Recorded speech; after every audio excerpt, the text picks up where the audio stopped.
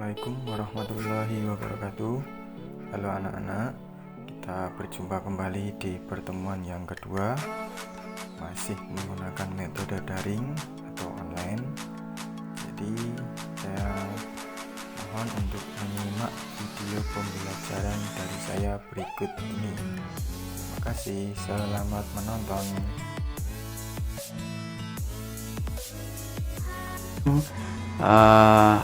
Gimana kalau salah seperti ini gitu ya.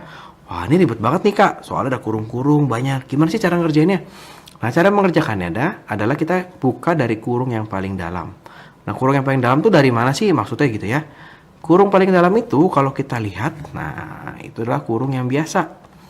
Kurung berikutnya kurung siku. Ya, kurung berikutnya biasanya kurung kotak gitu. Kurung kurawal terus kurung siku gitu ya. Maka kita selalu mulai dari kurung paling dalam nih. Maksudnya mulai dari kurung paling dalam gimana nih Kak? Kita hilangin kurungnya. Nah pasti ketemu dong plus ketemu minus jadi apa nih? Nah itu kita tulis ulang. Nah ini kalau kita tulis ulang menjadi begini. Min 8 ditambah 10 plus ketemu minus jadi minus ya. Minus 7 gitu ya. Dikurang min 5 ditambah 8. Min ketemu min jadi plus 6. Oke. Nah ini kita tulis ulang lagi nih. Oh ini min 8. Nah ini boleh kita hitung dulu. 10 dikurang 7 berapa? 10 kurang 7 ya. 10 kurang 7 ini adalah 3 gitu ya. Min 5 ditambah 8 3 ditambah 6 artinya jadi 9. Oke, balik lagi. Berarti 10 dikurang 7. Nah, ini jadi 3 ya. Plus, aku mau plus. Jadi plus 3. Dikurang. Nah, dikurang berapa nih? Tadi kan 9. Min ketemu 9. Jadi min 9. Ya. Berapa jawabannya? Tinggal kita hitung. Min 8 ditambah 3. Ini min 5. Dikurang 9. Hasil adalah min 14. Oke ya, gampang ya. Kita coba lagi. Nah, ini kita tetap mulai dari kurung yang paling dalam. Oke, berarti kita mulai dari sini sama yang ini. Kita tulis lagi nih. Ini 29 ditambah kurung siku. Ini nggak ada tanda apa-apa. Nggak ada tanda apa-apa. Berarti ini tetap min 48 nih. Ya, dikurang min 19. Min ketemu min. Jadi apa ya? Jadi plus 118 gitu ya. Nah, ini ada kurung lagi. Nah ini bisa kita hitung dulu nih. Min 19 ditambah 118. Itu kalau kalian bingung bisa juga kita hitung 118 dikurang 19. Gitu ya. Berapa nih? Oh ini 1. Benar ya? Ini 9. 9. Nah, 100 berarti 99. Berarti ini 99. Oke. Masih positif ya. Positif 99. Kenapa? Karena masih positif dikurang 19. Oke, ini kalau kita tulis lagi 29 ditambah. Nah, ini belum boleh buka dulu karena kita baru buka yang tanda kurung kurawal. Min 48 dikurang 99 ya. Nah, ini kalau kita hitung berapa nih? Berarti min 48 dikurang 99. Anggap aja 99 ditambah 48. Berapa nih? 7 1 5 157 ya. Cuma ini kan minus jadi ya. Jadinya min 157. Berarti ini 29 ditambah min 157. Oke. Berarti kalau kita buka kurung ya, ini jadi 29 dikurang 157. Gitu. Gampang ya? Tinggal 157 dikurang 29. Berapa nih? 8. 4. Ini kan jadi 4 gitu ya. 14 kurang 2 berarti ini 12.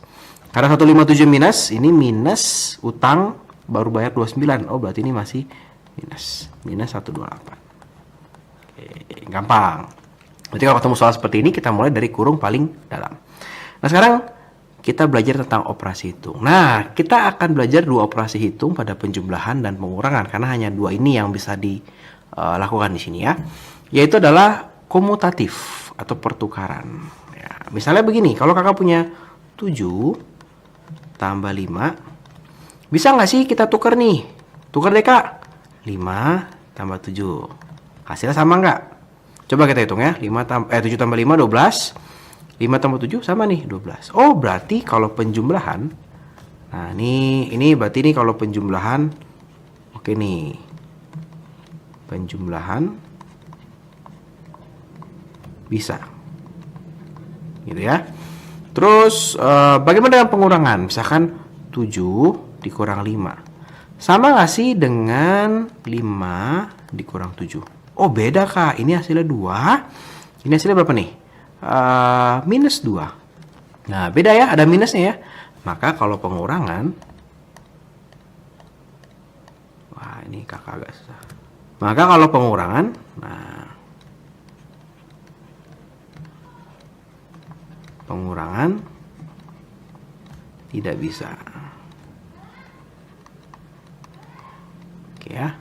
Nah, tapi kakak bisa pakai trik seperti ini. Jadi, kakak anggap ini sebuah penjumlahan. Jadi, ini misalkan plus. Kakak boleh memindahkan dia, menukar dia, dengan syarat tandanya kita ikutin. Contoh, misalkan kalau kakak punya 7 dikurang 5. Ini kakak boleh, ini kan plus ya. Kakak boleh tulis begini. Min 5 ditambah 7. Gitu. Jadi, tandanya ikut pindah. Nah, ini kakak mau pindahin ke depan, ya udah tandanya ikut pindah. Jadinya kita punya di sini 2, di sini juga tetap sama 2. Oke ya. Tapi ini kita menganggap si penjumlahannya itu sebagai si pengurangan itu sebagai suatu penjumlahan. Oke, berikut asosiatif. Itu adalah pengelompokan. Nah, kalau misalnya kakak punya lebih dari satu angka, gitu ya. Misalnya kakak punya 7 tambah 5 tambah 2 gitu ya. Terus kakak mau ubah deh hitungannya. Misalnya bisa nggak sih kalau misalkan ini kan ada 3 ya. Bisa nggak kalau kakak hitung 7 tambah 5 dulu? Apa bedanya sama kalau kakak hitung 5 tambah 2 dulu? Hasilnya sama apa enggak? Gitu ya. Itu asosiatif ya. Associate dikelompokin. Bisa nggak? Gitu ya. Ini adalah 12 ditambah 2. Ini adalah 7 ditambah berapa nih? 7. Oke ya, berarti hasilnya sama-sama nih, 14 sama 14. Gimana dengan pengurangan? Kita coba ya, misalkan kita punya 7 dikurang 5 dikurang 2 gitu ya. Bisa nggak nih, sama nggak nih kalau 7 dikurang 5 dikurang 2 tetap sama, tapi kakak kerjain ini dulu. Sama kakak kerjain ini dulu. Nah, misalnya begini. Kurang tepat, bentar. Bisa nggak kalau kita kerjainnya seperti ini dulu ya. Nah, ini 7 kurang 5 berarti 2 dikurang 2 juga gitu ya. Ini 7 dikurang berapa nih? 5 dikurang 2 berarti 3. 3 oke ya. Hasilnya adalah 0. Yang ini adalah hasilnya berapa nih? 4. Nah, berarti udah bisa ya. Tapi kita bisa kalau seperti ini. Nah, misalnya kalau punya 7 dikurang, sebentar, kita coba hapus aja ya. Kita coba hapus yang sebelah sini.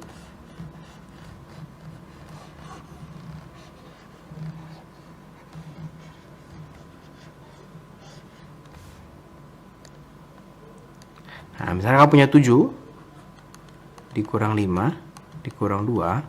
Di sini juga sama. 7 dikurang 5 dikurang 2. Nah, tapi kalau kakak mau mendapatkan hasil yang sama, kalau kakak kelompokkan seperti ini, kakak bisa kelompokkan seperti ini. Ininya kakak pindahin begini. Nah, tapi ini ada tanda dong, hilang dong. Nah, ini harusnya plus gitu ya. Jadi sama seperti tadi, kita mainnya kita menganggap dia sebagai suatu penjumlahan. Atau kalau teman-teman bingung, kok bisa sih kak plus? Kalian bisa anggap begini. Ini anggap aja 7 ditambah min 5 ditambah min 2 gitu. Oke, jadi kita kerjain min 5 ditambah min 2 dulu.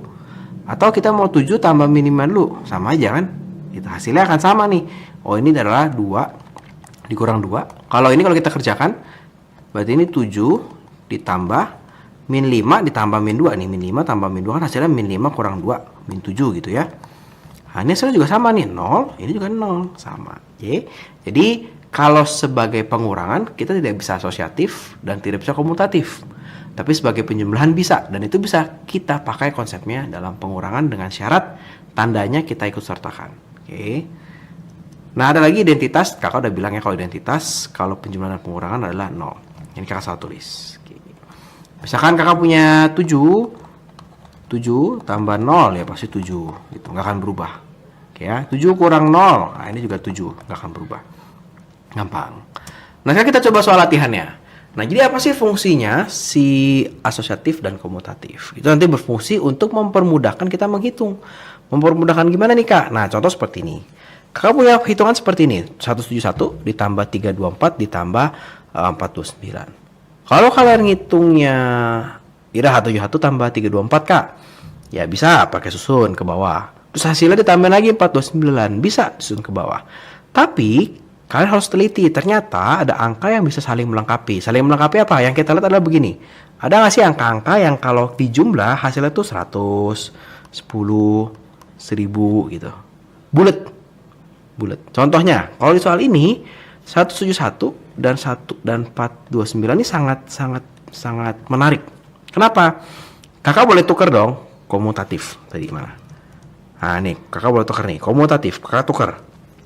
Tukar jadi apa? Kakak tukar jadi ini 171 tambah 429 ditambah 324. Kemudian kakak pakai asosiatif. Kakak kerjain dulu nih.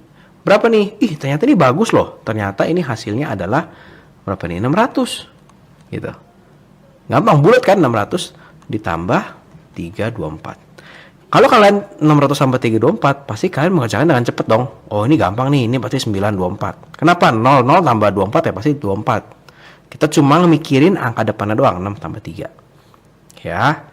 Contoh lagi. 68 ditambah 13 dikurang 18. Ya.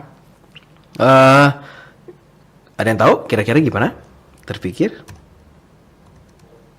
Ya, ini adalah kita kelompokkan nih sama ini dulu nih. Kita pindahkan. Loh, tapi pengurangan nggak usah dipindahin, Kak. Bisa dengan syarat apa? Tandanya kita ikutin. Jadi ini 68 dikurang 18 gitu ya. Jadi bukan ditukar 13 sama 18 ya, jadi plus 18 sama min itu bukan, tapi kita anggap dia sebagai penjumlahan. Atau kalau kalian bingung begini, ini 68 ditambah 13 ditambah min 18. Boleh dong kakak tulis jadi 68 ditambah 13 ditambah min 18 ditambah 13 gitu. Boleh kan? Nah, ini kan ujung-ujungnya akan seperti ini juga. Ditambah 13. Kenapa kakak bilang gampang? Karena ada pengurangan dan ada 8. Artinya, ini bulat banget ini 50. Ya kan 8-nya tinggal dikurangin 0. 6 kurang 1 5 ditambah 13. Oh, ini hasilnya adalah 63. Gitu. Simple, gampang. Contoh lagi. Nah, ini gampang nih. Kelihatan banget 49. Artinya 249 dikurang 149 baru kita tambah dengan 312. Oh, ini hasilnya adalah berapa nih? 100 ditambah 312. Nah, 412. Gampang. Nah, ini lebih besar lagi. Gimana nih? Waduh, pusing nih Kang hitungnya Kak. Ini tambahin ini, hasilnya ribet. Ditambahin lagi sama ini, pakai apa namanya?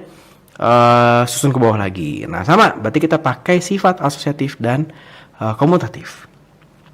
Nah, gimana sih caranya kalau nggak seperti ini? Kita lihat yang hasilnya belakangnya 0. Bisa nggak? 4 tambah 6, 0. Wah, jangan-jangan bisa dipasangin nih. Coba. 1376 ditambah 634 ditambah 1738. Oh, ini ternyata kalau dijumlahin hasilnya adalah 2000. Wih, gampang loh. Ditambah 1734.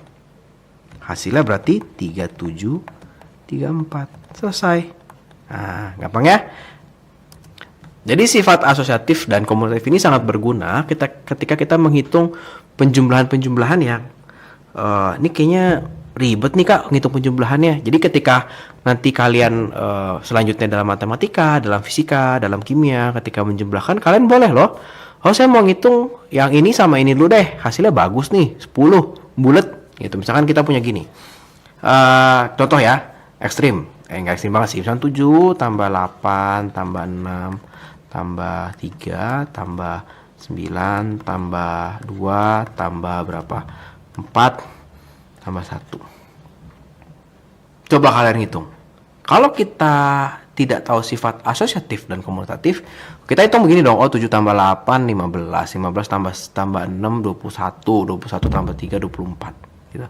Tapi kalau kalian tahu sifat asosiatif dan komutatif, wah, 7 tambah 3, 10 nih. 8 tambah 2, 10 nih. 6 tambah 4, 10 nih. 9 tambah 1, 10 nih. 10-nya ada 4. 40 nih hasilnya. Lebih cepat kan? Nah, itu adalah fungsi dari sifat asosiatif dan komutatif. Banyak kepakai di kapan? Nanti kita belajar statistik, seperti hal seperti itu sangat membantu. Oke ya. Oke, terima kasih buat teman-teman yang sudah menonton video kakak. Selamat belajar. Mari kita membagikan video ini untuk membantu teman-teman kalian belajar. Gitu ya, daripada kita bagiin hoax, daripada kita bagiin berita yang tidak jelas, ayo kita bagiin video pembelajaran supaya teman-teman kita bisa belajar. Oke, jangan lupa juga like videonya dan juga subscribe di channel kakak. Di video berikutnya kakak akan membahas tentang perkalian, pembagian, dan pemangkatan. Jadi ayo tonton terus video-video kakak. Terima kasih.